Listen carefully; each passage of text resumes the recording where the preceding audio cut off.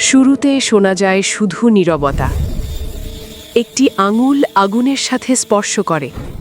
একটি হৃৎস্পন্দনের চেয়ে কম সময় শরীর বুঝতে পারে কিছু ভুল হয়েছে। কিন্তু ব্যথা ত্বকের মধ্যে বাস করে না। ব্যথা একটি বার্তা, এবং এটি হলো তার যাত্রার গল্প। ত্বকের গভীরে ক্ষুদ্রদর্শী প্রহরীরা জাগ্রত হয়। নোসিসেপ্টর্স, বিশেষায়িত স্নায়ু শাখা, সংকট শনাক্ত করে। তাপ, চাপ, আঘাত। তারা আঘাতকে বিদ্যুতের সংকেতে রূপান্তর করে। একটি স্ফুলিঙ্গ একটি সংকেতে পরিণত হয় এবং প্রতিযোগিতা শুরু হয়। সংকেতটি অদৃশ্য স্নায়ু মহাসড়কের পথে দ্রুত ছুটে চলে। কিছু পথ দ্রুত এবং তীক্ষ্ণ, বজ্রপাতের মতো আঘাত হানে। কিছু পথ ধীর এবং ভারী, গভীর জ্বলন্ত ব্যথা ছড়ায়। প্রত্যেকটি স্পন্দন উজ্জ্বল বার্তা বহন করে। প্রত্যেকটি সেকেন্ডের ভাগ গুরুত্বপূর্ণ। বার্তাটি স্পাইনাল কর্ডে পৌঁছায়, একটি জীবন্ত নিয়ন্ত্রণ কেন্দ্র।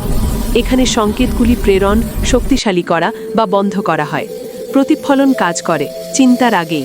আপনার হাত দ্রুত সরিয়ে নেয়। প্রথমে সুরক্ষা আসে, বুঝতে সময় লাগে। এখন সংকেতটি মস্তিষ্কের দিকে ওঠে। থ্যালামাস এটিকে গ্রহণ করে। সেন্সরি কর্টেক্স এটির অবস্থান নির্ধারণ করে। লিম্বিক সিস্টেম এটিকে ভয়, স্মৃতি এবং আবেগের রঙে রঙিন করে। ব্যথা আর শুধু সংকেত নয়, এটি একটি অভিজ্ঞতায় পরিণত হয়। এবং তারপর আবিষ্কার। ব্যথা নিজেই আঘাত নয়, ব্যথা হলো মস্তিষ্কের ব্যাখ্যা। এই কারণেই ব্যথা থাকতে পারে আঘাত সেরে যাওয়ার পরও, অথবা দেখা দিতে পারে যখন কোনো ক্ষতি দৃশ্যমান নয়। মস্তিষ্ক বিপদ অনুমান করে এবং কখনো কখনো অ্যালার্ম অতিরিক্ত জোরে বাজায়। ব্যথা সত্যিকারের মনে হয় কারণ এটি সত্য। এটি একটি জীবন্ত ভাষা, বিদ্যুৎ এবং চিন্তায় লেখা। একটি সতর্কবার্তা ব্যবস্থা যা বিবর্তনের দ্বারা আপনাকে বাঁচাতে তৈরি।